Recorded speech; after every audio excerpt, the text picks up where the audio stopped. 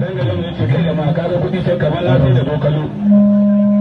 wannan sarkin mawaƙa kana da 1,500 in ji alhaji dan tana na alhaji sani jikan kaula hayin yasi nan kuma kana da naira 2,000 in ji alhaji muhammadu ardu bahillaci ba ka da ba ala hukuma sa'a alhaji muhammadu ardu Allah ya tsaka da fara fawa nan za ka kawo 500 in ji alhaji kawo sarkin mawaƙa kawo yana da na sadaki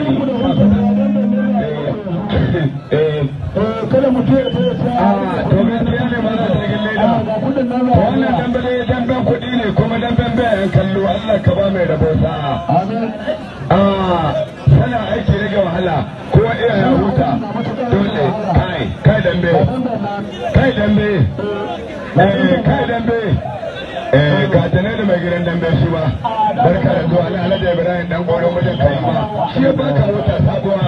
ce ga ta hawa daga nan har zamfara wallahi tallahi